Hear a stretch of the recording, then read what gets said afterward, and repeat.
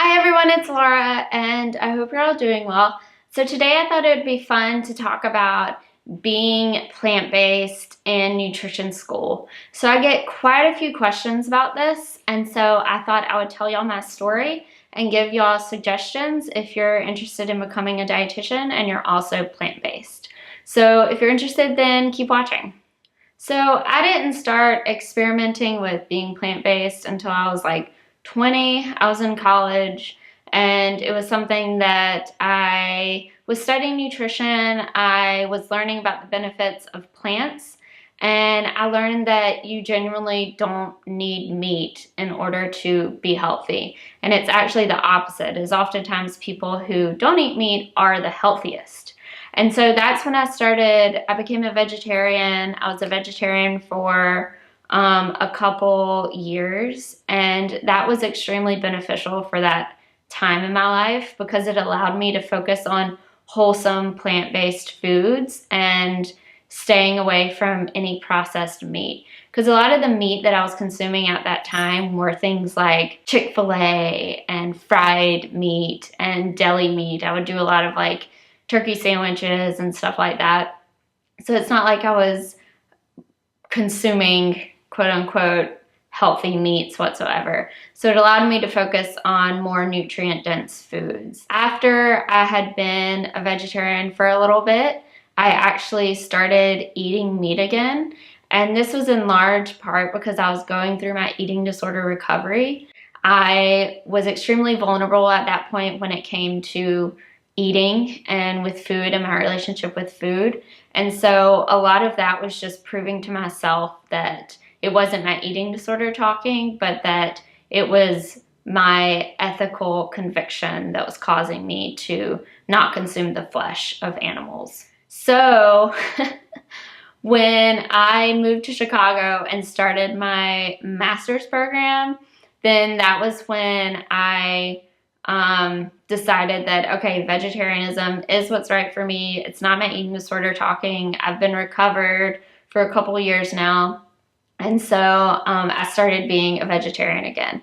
At the time, I was also dating someone who had been vegetarian, vegan for years and years.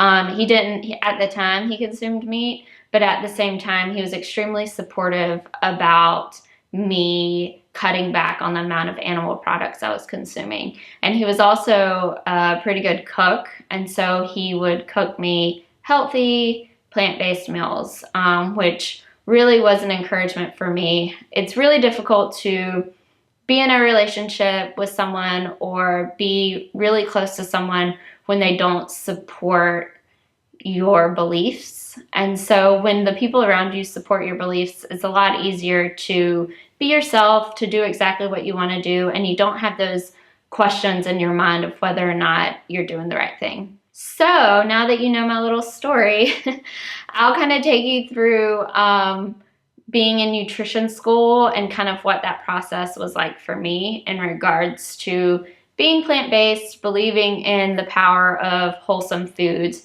while at the same time sometimes learning the exact opposite.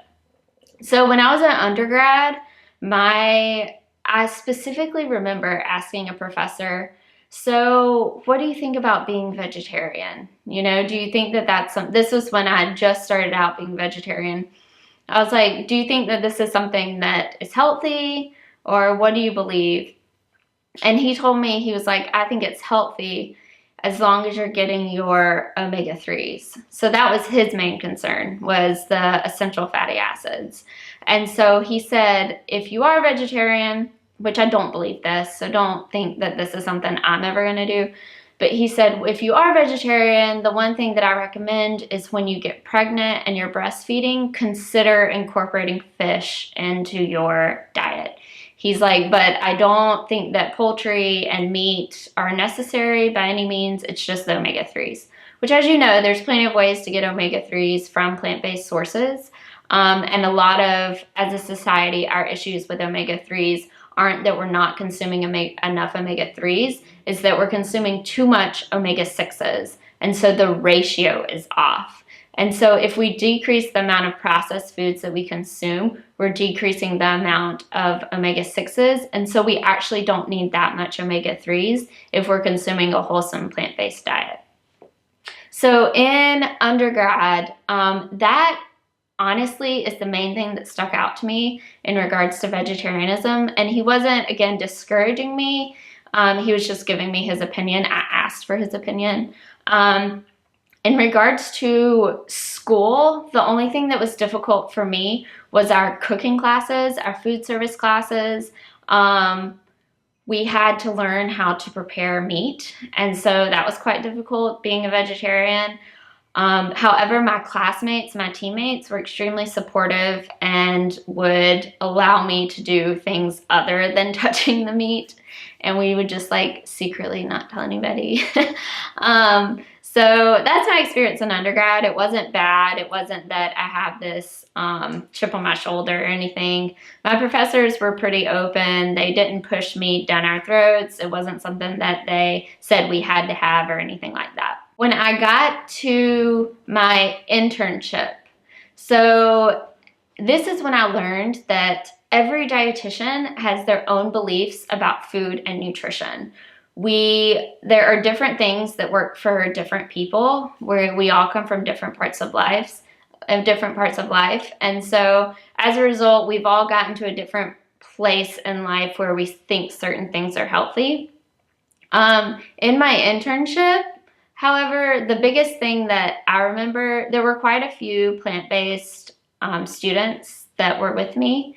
And so it wasn't this obscure, like, weird thing. There were other people that were plant-based as well.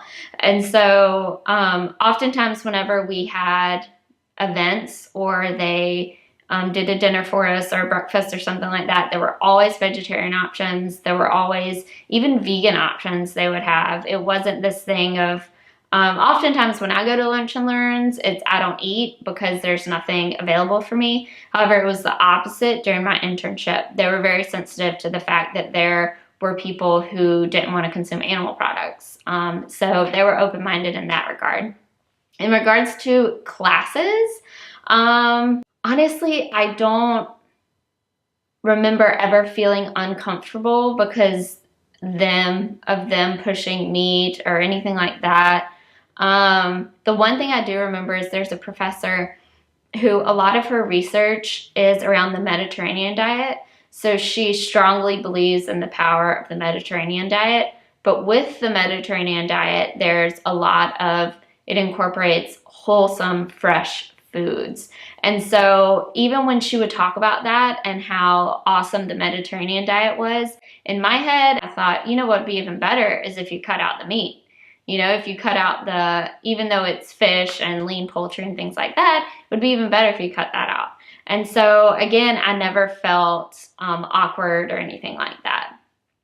Where it gets a little bit trickier is when you start to educate patients and when you start to have clients who incorporate meat into their lifestyle. That's where it gets a little bit trickier because I'm not one to force my beliefs on someone. I'm never, even if they try and make me feel stupid for being plant-based, I'm still like, teach their own, you know? But in regards to patients, oftentimes, actually all the time, what I do is I focus on eating more fruits and vegetables, getting enough exercise, no longer smoking, drinking your water.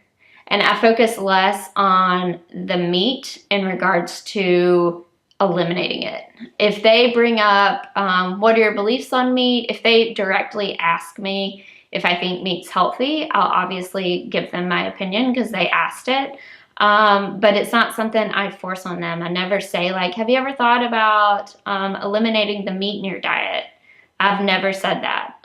What I will do is talk to them about eliminating the processed foods, which includes bacon, sausage, deli meats. And so by default, I am decreasing the amount of meat they eat and increasing the amount of fresh, wholesome foods that they eat. But it's not, I don't present it as a plant-based diet. I present it as healthy living. To be healthy, you need to decrease your processed meat, decrease processed foods, decrease sugary beverages, Like I said, increase the plants, increase your water, increase your physical activity, stop smoking, and make sure to get the sleep you need. And so I never want to make someone feel uncomfortable or turn someone away from the idea of a plant-based diet when it's not something that they have even considered. But by promoting plant-based foods and plant-based options, then as a result, I'm increasing their health and increasing the amount of plants they're consuming, decreasing the amount of animals that they consume. So now that I'm a registered dietitian, I'm literally, from my coworkers, from other healthcare providers, whether it's nurses, doctors, whoever it may be, I don't get criticism from them in regards to nutrition or in regards to plant-based nutrition. It's something that everyone knows that I'm never going to eat meat ever again and that I don't consume that many animal products whatsoever. And so people are receptive to that. They accept that that's who I am. And a lot of people, when they ask me questions, it's not, I'm talking about like healthcare providers, my coworkers and things like that. It's not criticizing me or anything like that. It's genuinely asking me like questions to better understand what I consume and how I stay healthy and things like that. So overall, I would say my experience being plant-based throughout this whole career journey has been positive. There's no moments that specifically stand out in my head that were considered negative by any means. It is something that if people do talk about meat, I don't criticize other people, and so I think in return that causes them to not criticize me. So I'm very passionate about plant-based nutrition, but at the same time, I don't take my frustration out on other people. It's something that I deal with more internally. And that's something to keep in mind because the plant-based community has a tendency to have a negative connotation because we are extremely passionate. Like, you don't need meat in order to be healthy. You don't need animal products in order to be healthy. And so to use that as an excuse, I know a lot of times we view people's reasons for not going plant-based as excuses. You know, like we don't view it as legitimate reasons, which is on us. You know, to those people, those are legitimate reasons. Those are reasons why they don't. But I totally get when you listen to people and you hear them, you're like, yeah, that's just an excuse. That's an excuse. But at the same time, that's who they are. And by being aggressive and by being pointing fingers and things like that, you're not changing anyone. The way to change people is to show them, to lead by example, to show them that I am extremely healthy. I'm a healthy person. I have plenty of energy. I am extremely fit. I exercise and I'm happy. And so as a result, I have motivated people in my life to eat more plants. Thereby, they're decreasing the amount of animal products that they're consuming. And so I strongly encourage you, if you're someone who you are plant-based and you're going through nutrition school or you're not, to just try and take a breath prior to responding to someone who's just like poking at you and frustrating you. I promise you it's way more rewarding when you just say, you know, to each their own, and just like give them a smile, you know, and just like change the conversation. Because arguing with people and getting frustrated doesn't help the situation, and it often adds to, oh, it's another hostile vegan, it's another hostile vegetarian, you know, of course that would be your response. You know, it's almost like people expect us to be that way. And when you're not, when you respond in love, because that's one of the main concepts of plant-based nutrition is we're all about loving all beings. And that includes humans. That includes the humans that consume meat, that consume animal products. And I know it's sometimes hard to respond with patience and peace and love, but I promise you it's worth it and you won't regret it. So I hope this video helped y'all out. If you have any questions, please feel free to leave them below. I hope my story kind of inspired you to, even though if you're vegan, vegetarian, if you don't consume that many animal products, wherever you are on the spectrum of plant-based nutrition, if you're someone who's interested in becoming a dietitian, I encourage you to not let that stop you from pursuing your dream, because there are vegan dietitians, there are plenty of vegetarian dietitians, and there's a big community of us that will support you and that will be there for you. So don't feel like you're alone. So if you're interested in my book, I'll leave a link to it below. It's all about plant-based nutrition. And my favorite thing about it is I incorporate tables of every single vitamin and mineral, and I include the excellent sources of those nutrients. So if you're someone who you're concerned about getting enough vitamin D and you don't consume animal products, then it'll give you a list of all the excellent sources. It also includes a 7-day meal plan with all the nutrition facts, and each day has 100% of all the vitamins and minerals that you need. So you know by following the meal plan, you're getting everything you need. So I hope y'all are doing well, and I'll be seeing y'all in the next video. Bye.